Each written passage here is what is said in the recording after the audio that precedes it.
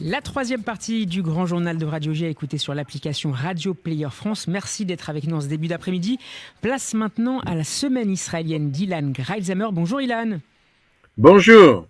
Et merci d'être avec nous. Vous êtes professeur de sciences politiques à l'université Bar-Ilan de Tel Aviv. Premier sujet de la semaine, l'annonce hier par le gouvernement israélien de mesures pour enrayer la violence dans les villes arabes. Violence endémique qui appelle une réponse inédite, estiment les autorités israéliennes. Ilan Greitzamer, quelles sont d'abord ces mesures ? D'abord, il faut rappeler que pour beaucoup d'Israéliens, cette situation dans les villes et dans les villages arabes est le premier problème que doit affronter Israël, surtout à un moment où ce qui concerne le Covid est en chute et on est satisfait de la situation du côté du virus. Mais ce qui est très grave, c'est ce qui se passe dans le secteur arabe, dans la population arabe. Il n'y a pas un jour qui passe sans assassinat, sans violence, sans agression, sans balles perdues qui tuent n'importe qui, y compris des enfants ces derniers jours. Et il faut faire quelque chose. La situation est tellement grave que lors du Conseil des ministres hier, le Premier ministre Naftali Bennett a dit cette phrase assez terrible: « Nous sommes en train de perdre le pays ». Et c'était surtout pour faire sentir qu'il faut prendre des mesures extrêmement énergiques. Mais quoi ? Quoi sans porter atteinte aux droits les plus élémentaires. Or, la décision d'hier est une décision grave, celle de permettre à la police israélienne d'entrer, et en fait d'entrer chez n'importe qui, sans ordre judiciaire, sans permission d'un juge. C'est une décision inédite sur le territoire israélien ? Tout à fait inédite parce que, évidemment, on le sait, dans toute société démocratique, la police ne peut pas faire n'importe quoi, ce qui lui passe par la tête. Or, là, quelquefois, il faut agir très vite. On sait qu'un gang, un groupe de malfaiteurs se réunit dans un village arabe, qu'il y a une cache qui est très provisoire avec un grand nombre d'armes. Il faut agir tout de suite, il faut que la police puisse entrer chez les gens. Et fait exceptionnel, cette décision a été prise hier sans aucune opposition. D'habitude, c'est la gauche israélienne qui s'oppose à de telles mesures. Or, aussi bien le Meretz que le Parti travailliste, qui font partie de la coalition, ont entériné ces décisions. C'est une grande première. Pour quelle raison ? Parce qu'il y a une demande de la population et des dirigeants arabes d'aller plus loin ? Oui, tout à fait.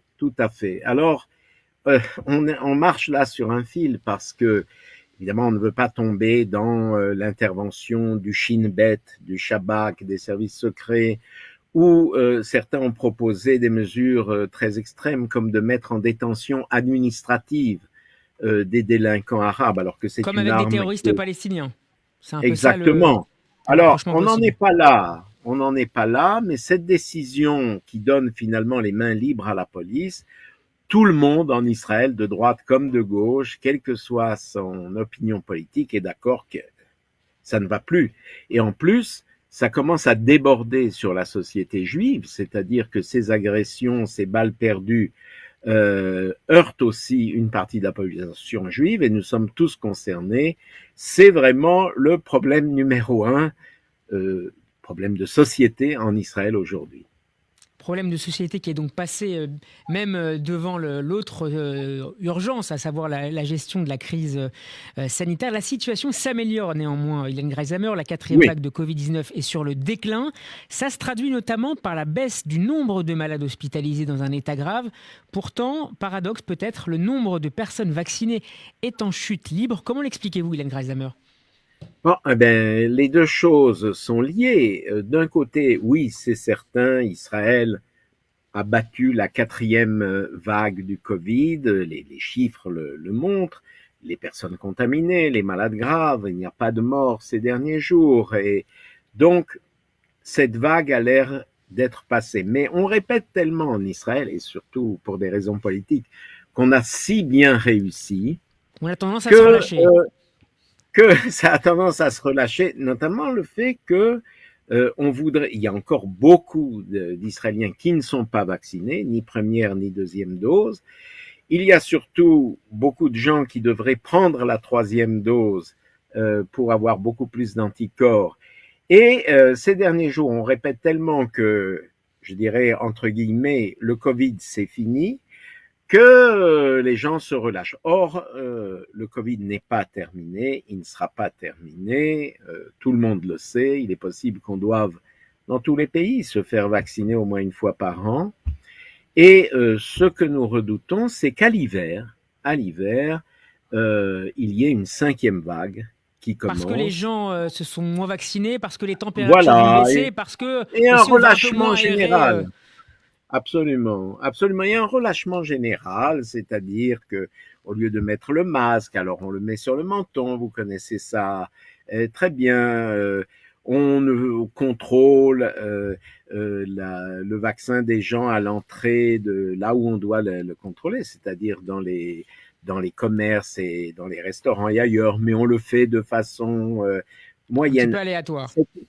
Aléatoire, et cette idée que le Covid c'est fini tend à se développer en Israël. Or, il ne faut pas oublier quand même une grande nouvelle qui est le fait qu'Israël va s'ouvrir au tourisme vraisemblablement le 1er novembre, c'est-à-dire que tous les touristes, notamment les touristes français, pourront arriver en Israël comme ils le veulent. Et est-ce que cette ouverture générale ne va pas faire venir des nouveaux variants en Israël? C'est vraiment quelque chose qu'on craint et qu'on redoute fortement. Tout autre sujet maintenant, Ilan Greisamer, on en a parlé il y a quelques instants avec notre correspondante permanente en Israël, Pascal Sunshine. C'est aujourd'hui que tombe l'anniversaire hébraïque de l'assassinat de Yitzhak Rabin. C'était il y a 26 ans. Quelle trace reste-t-il en Israël de cet effroyable événement? Bien, le souci principal, c'est que les années passent, on s'éloigne de ce terrible événement. Et la question que pose tout le monde, que posent tous les gens qui sont sensibles à cet assassinat, c'est qu'est-ce qui va en rester? Qu'est-ce que nous enseignerons aux jeunes générations? On a trouvé d'une certaine façon quelque chose d'intéressant dans ces cercles de discussion. Il y a aujourd'hui, cette semaine, des gens qui se réunissent Notamment pour en hier soir, parler, place pour en Rabin. discuter. Voilà, exactement. C'est un peu ce qui remplace, à une certaine époque, vous vous rappelez, toutes ces bougies que les gens allumaient par Bien terre. sûr. Euh, et maintenant, bon, il n'y a plus de bougies, mais il y a des cercles de discussion de jeunes, de vieux, etc. Ça, c'est bien. Mais encore une fois, il reste deux secteurs. Il reste l'enseignement. Il reste l'enseignement. Qu'est-ce qu'on dit dans les écoles? Qu'est-ce qu'on va continuer à dire dans les écoles? Et puis, sur le plan religieux, n'oublions pas que c'est une partie de la population sioniste religieuse, qui a été d'une certaine façon accusée à l'époque. Est-ce qu'aujourd'hui aussi, chez les jeunes religieux, il y aura une transmission de cet événement? C'est une grande question. Aujourd'hui, tout le monde en parle. Que restera-t-il de cet événement et comment arriverons-nous à le transmettre? Certains disaient, bon, ça n'a rien à voir avec la Shoah, mais il y a aussi cette question aujourd'hui quand Parce que les rescapés. la menace existe toujours. Est-ce que il y a une forme de violentisation du débat public qui se perpétue en fonction ou qui augmente en fonction des périodes et des gouvernements en place? Oui, oui, certainement. Et là, le remplacement de Netanyahou par Naftali Bennett a été l'occasion d'accusations et souvent extrêmement violentes contre Naftali Bennett, contre Yair Lapid, par exemple. Et on ne peut pas exclure la possibilité d'une nouvelle agression contre ces dirigeants politiques. Donc, c'est une question qui reste extrêmement actuelle. Comment pouvons-nous véhiculer cette idée qu'utiliser la violence contre les dirigeants politiques est quelque chose d'exclu, quelque chose qui ne doit pas être, et nous cherchons toujours les moyens de transmettre cette idée tant d'années après l'assassinat d'Yitzhak Rabin. Ilan Greisamer, on va terminer avec un fait divers, ce que les anglophones appellent un cold case, la réouverture d'une enquête ancienne jusque-là gelée, faute Oui, d'éléments. Expliquez-nous. alors, c'est assez passionnant. Les rouages de la justice prennent évidemment du temps. Il y a une trentaine d'années, deux personnes ont disparu. Et un jeune homme, l'autre un chauffeur de taxi, et aucune trace, on n'a rien trouvé, et au bout de quelques années, ces affaires ont été classées.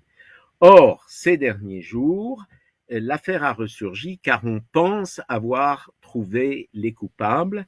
Vraisemblablement, ce sont des gens qui appartiennent à cette secte, à cette communauté sectaire du rabbin Berland.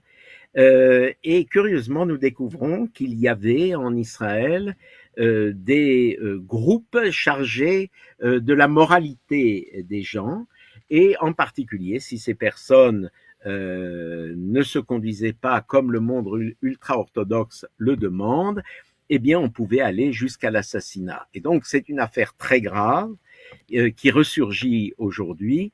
Voici que 30 ans après, les coupables semblent avoir été découverts. Ce qui Merci, implique d'ailleurs aussi, juste encore un je mot, vous en que le prie. rabbin Berland, si jamais on peut l'appeler rabbin, est un délinquant et qu'il faudrait traiter beaucoup mieux de son cas. Merci beaucoup, Ilan. La semaine politique israélienne d'Ilan Greisamer est à réécouter évidemment en podcast toute la semaine sur radioj.fr. Bonne semaine à vous et à lundi prochain, Ilan. Bonne semaine.